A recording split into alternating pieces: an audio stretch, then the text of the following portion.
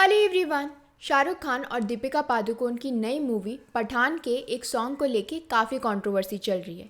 इसको लेके काफ़ी डाइवर्जेंट व्यूज़ हैं। कुछ लोगों को ये सॉन्ग बहुत अच्छा लग रहा है और कुछ लोगों को ये सॉन्ग इसके टाइटल की तरह ही बेशर्म लग रहा है।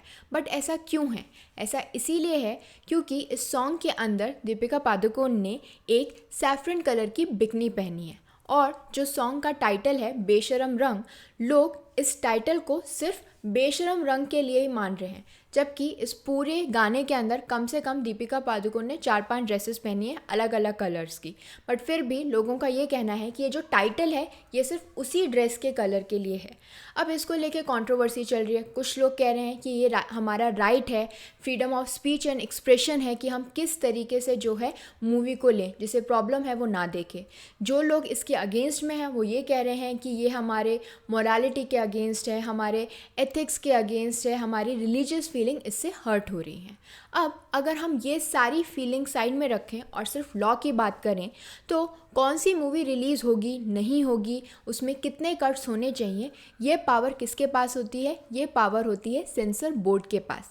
सेंसर बोर्ड का काम है मूवीज़ को देखना, उसमें से समझना कि क्या हम हटा सकते हैं, क्या हम रख सकते हैं, और अगर कभी उन्हें ऐसा लगता है कि पूरी मूवी ही गड़बड़ है तो वो पूरी मूवी को ही बैन कर देते हैं। लेकिन अभी जो पठान मूवी है ये तो सेंसर बोर्ड ने पास कर दी रिलीज़ करने के लिए, लेकिन अब इसके पास होने के बाद अब लोग बैन के लिए जो है मांग रहे हैं कि इसे बैन किया जाए, बिकॉज ये लोगों के रिलीजियस सेंटिमेंट्स को हर्ट कर रहा है।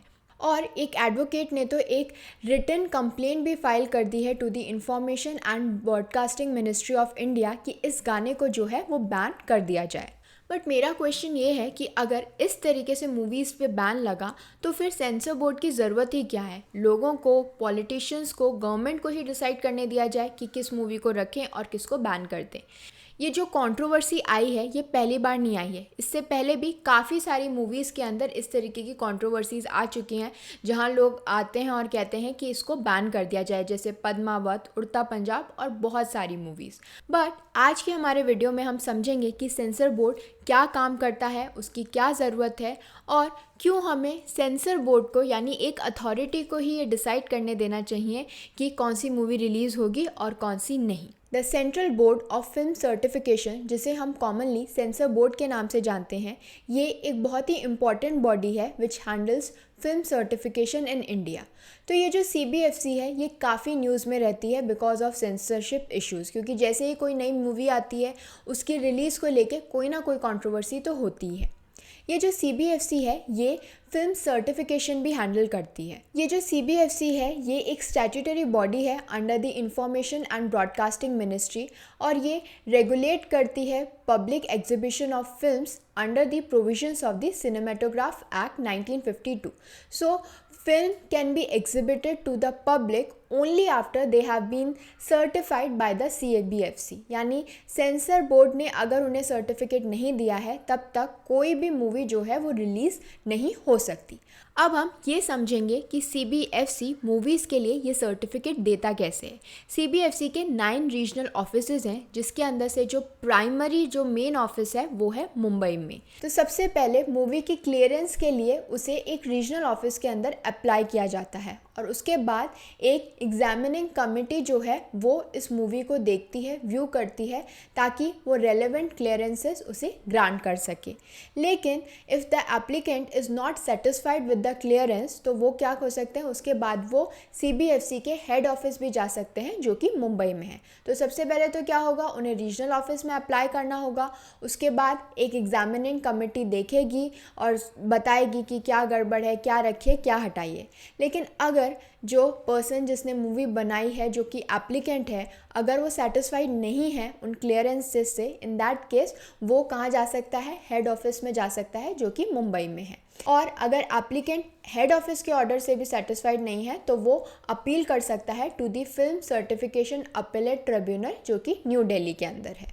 सो इस तरीके से इंडिया के अंदर जो भी मूवीज़ बनाई जाती हैं उनके क्लियरेंस मिलता है और वो CBFC के सर्टिफिकेट के बाद ही ये मूवी पिक्चर हॉल के अंदर रिलीज़ कर सकती हैं। लेकिन ये जो सर्टिफिकेट है ये भी कई तरीके के होते हैं। So there are 4 categories under which certificate is granted for the movies. पहला जो है वो है U category which is unrestricted, यानी कोई भी ये मूवी जो है वो देख सकता है, चाहे वो बच्चा है चाहे वो बड़ा है। Second category is UA। It is unrestricted but with parental discretion advisory for children under 12 years. यानी बच्चे भी इसे देख सकते हैं, लेकिन अगर कोई बच्चा 12 साल से कम का है, इन दैट केस जो पेरेंट का डिस्क्रिशन होना चाहिए, पेरेंट डिसाइड करेगा कि वो बच्चा ये मूवी देख सकता है या नहीं। Third category is A which is adult, यानी सिर्फ 18 साल से ऊपर के लोग ही ये मूवी देख सकते हैं। And fourth is S which is only for special class of person. So इस तरीके से 4 कैटेगरीज़ के अंदर जो है ये फिल्म सर्टिफिकेट्स डिवाइडेड है, और कौन सी मूवी किस सर्टिफिकेट के अंदर फॉल करेगी ये डिसाइड करता है CBFC। ये जो फिल्म सर्टिफिकेशन है ये काफ़ी न्यूज़ के अंदर रहता है because of its tussle between the censor board and film makers. तो ये जो फिल्म मेकर्स हैं वो एब्सोल्यूट फ्रीडम चाहते हैं जब वो अपनी मूवी बना रहे होते हैं, उसे एग्जिबिट करते हैं टू दी ऑडियंस। लेकिन CBFC क्या देखता है, बोर्ड क्या देखता है, that it is its duty to recommend suitable edits and cut to the films and make them appropriate for viewing for the public. So CBFC का विजन क्या है, उसका ऑब्जेक्टिव क्या है, क्यों इस बोर्ड को बनाया गया था। Its objective is to ensure good and healthy entertainment in accordance with the provisions of the Cinematograph Act 1952 and the Cinematograph Certification Rules 1983। अब ये जो सिनेमेटोग्राफिक एक्ट है ये पावर देता है बोर्ड को कि वो किसी भी मूवी को अगर उन्हें लगता है कि वो गड़बड़ है, उसका रिलीज़ नहीं होना चाहिए, तो वो ये डिसाइड कर सकते हैं कि हम जो हैं वो इसे कोई भी सर्टिफिकेट नहीं देंगे। और ये पावर जो है वो गिवन है under section 5 sub clause B। ये जो सेक्शन 5 सब क्लॉज B है ये कहता है कि एक फिल्म को कोई भी सर्टिफिकेट नहीं मिलेगा if any part of it is against the interest of the sovereignty and integrity of India, security of the state, friendly relations with foreign states, public order, decency, और इन्वॉल्व्स डिफेमेशन और contempt of court और is likely to incite the commission of any offence. So अगर इनमें से किसी भी category के अंदर वो फिल्म आ रही है या उसका कोई भी पार्ट आ रहा है, अगर पार्ट आ रहा है तो वो पार्ट हटवा दिया जाएगा, वो एडिट करवा दिया जाएगा। लेकिन अगर पूरी मूवी ही ऐसी है तो वो मूवी जो है उसे कोई भी सर्टिफिकेट नहीं मिलेगा, वो रिलीज़ नहीं हो पाएगी। ऐसा नहीं है कि सारी मूवीज़ का सर्टिफिकेशन रोक दिया जाता है। हर मूवी को जो है ओवरऑल स्पिरिट में देखा जाता है कि उसकी ओवरऑल स्पिरिट क्या है, वो किस ऑब्जेक्टिव से बनाई गई है, उसका क्या कंक्लूजन है, ये सब कुछ देखा जाता है। उसे किसी एक डायलॉग, सॉन्ग या एक सीन के बेसिस पे जो है इंटरप्रेट नहीं किया जाता, क्योंकि ये सब चीज़ें एडिट की जा सकती हैं। लेकिन अगर ओवरऑल मूवी की जो स्पिरिट है वो गलत है, वो रॉन्ग मैसेज पहुंचा रही है, इन दैट केस क्या होता है, उसका सर्टिफिकेशन रोक दिया जा सकता है।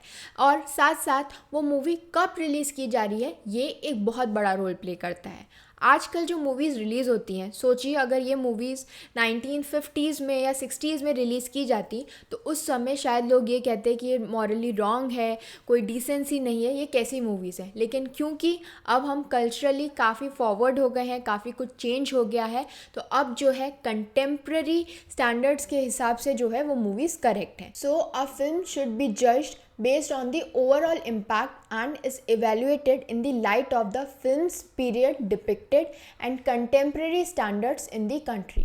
And also it should keep in mind the people for whom it is made, for whom it relates to, and that the film should not deprive the audience's morality. और जब CBFC किसी भी movie को unrestricted certificate देता है, in that case it should make sure कि जो movie है वो फिट है for family viewing. Family viewing यानी ये जो मूवी है वो फिट है कि सब लोग, हर एज ग्रुप का पर्सन जो है इस मूवी को देख सकता है, चाहे वो बड़ा है, छोटा है, बुज़ुर्ग है, सब लोग इसे एक साथ देख सकते हैं। उस मूवी को अनरिस्ट्रिक्टेड सर्टिफिकेट मिल जाता है। और CBFC सिर्फ मूवी ही नहीं, इवन मूवी का टाइटल भी देखता है कि वो भी जो है उसके स्टैंडर्ड्स के अकॉर्डेंस में होना चाहिए। It should be in accordance with the rules and provisions of the cinematographic act. In today's world ये जो बोर्ड है, ये जो फ़िल्म सर्टिफिकेशन है, ये बहुत ज़रूरी है क्योंकि मूवी जो है वो एक बहुत बड़ा रोल प्ले करती है in providing any message to the audience, क्योंकि आप एक मूवी के थ्रू जो है लार्ज ऑडियंस के पास जो है अपने व्यूज़ पहुंचा रहे हो। तो इसीलिए ये बोर्ड की ड्यूटी बन जाती है ये देखना कि मूवी करेक्ट है या नहीं है। So it is the duty of the board to see that the film which is being released is responsible and sensitive to the standards and values of the society. Certification should be responsible for social changes and the film medium should offer a healthy and clean environment. ये जो board है इसका main M यही है। दो काफ़ी लोग कहते हैं कि भाई ये फ्रीडम ऑफ एक्सप्रेशन जो है छीन रहा है, लोग अपना जो है क्रिएटिविटी नहीं दिखा पा रहे हैं because of this restriction. But अगर हम इसका ऑब्जेक्टिव देखें तो इसका ऑब्जेक्टिव यही है that there is no undue curbing on the artistic freedom of creative expression. It's just for the protection of the society. It is just for a healthy and clean environment in which this film has been released. So ये जो environment है वो ऐसा ही रहे, and it should be made sure that as far as possible the film has its aesthetic value and is of good cinematic content. अब ये तो बात हो गई सेंसर बोर्ड की, लेकिन ऐसा ज़रूरी नहीं है कि सेंसर बोर्ड ने जो भी कहा है, जो भी कट करने के लिए कहा है या जो भी बैन करने के लिए कह दिया है वो फिक्स हो गया है, उनका कहा हुआ जो है वो फिक्स हो गया है। ऐसा नहीं है।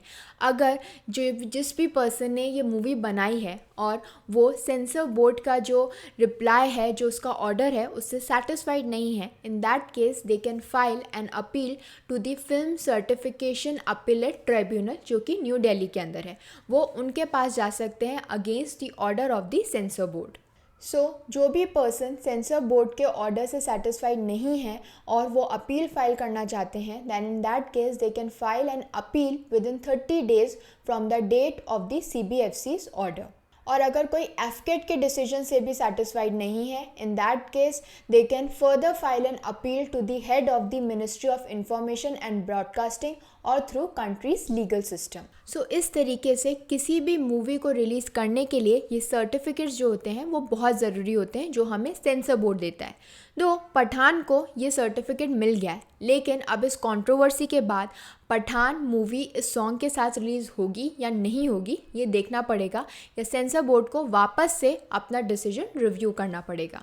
So I hope this information was helpful to all of you. Please do like, share and subscribe to my channel. Thank you.